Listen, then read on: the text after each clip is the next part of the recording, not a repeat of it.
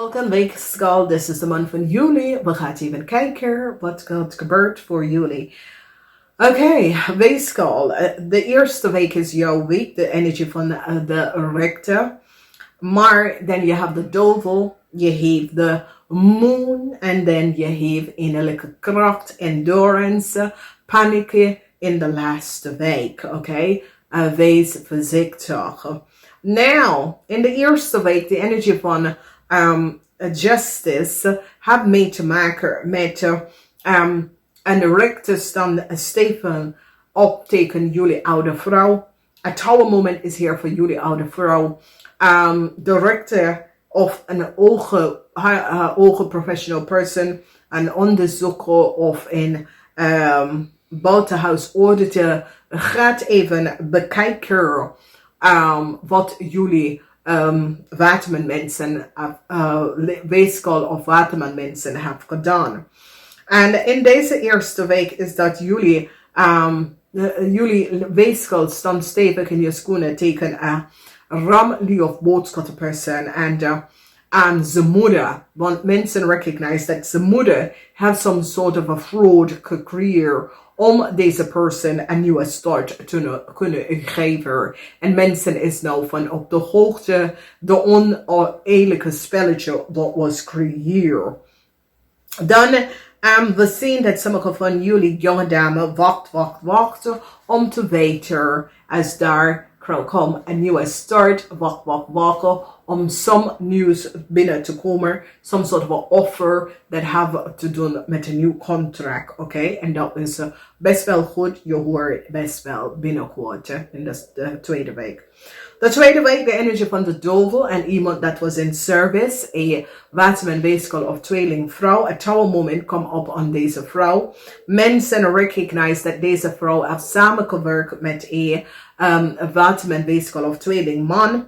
En creëer some sort of a ziekte voor een stiermaak of steenbok persoon.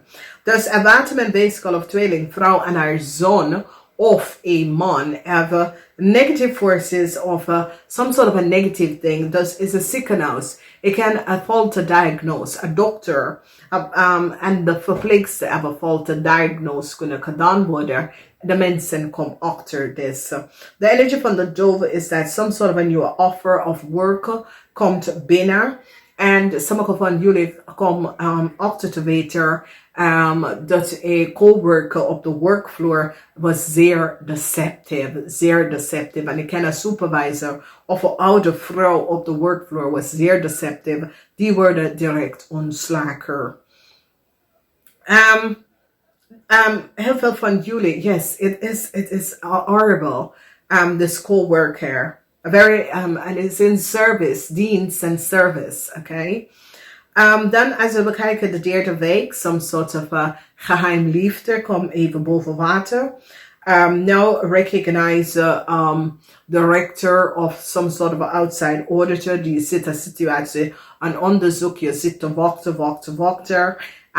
Ik zie dat mensen komen achter dat een kreef had een ram. Een kreef had een ram. En deze ram was some sort of a geheim liefde voor deze kreefman. Oké?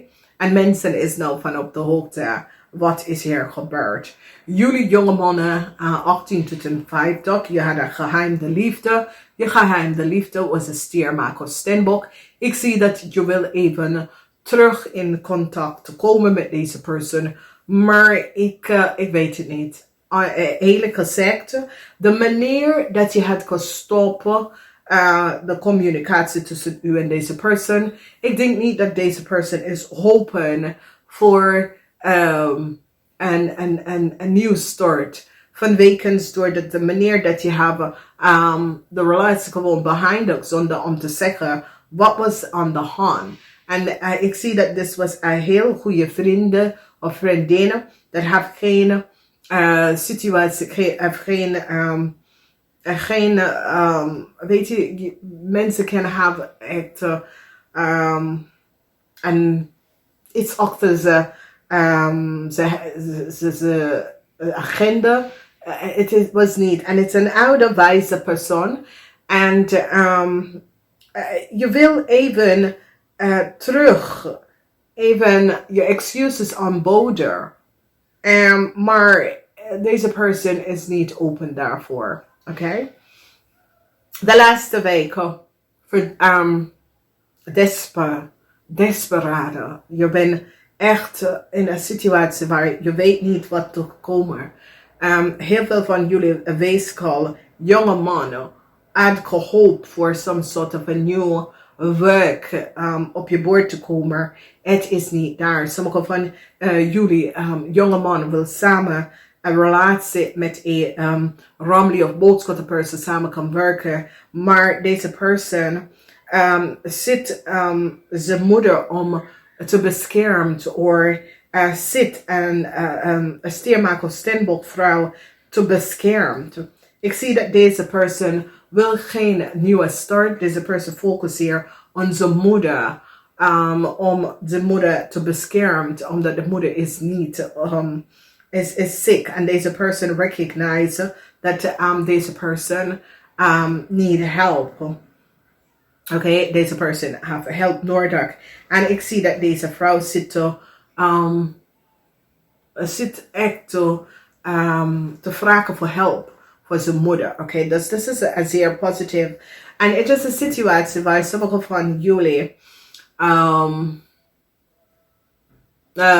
waterman, weegschaal of tweeling. Je hebt iets mee te maken. Als je moeder is een stiermaker of steenbok, ze is ziek. En je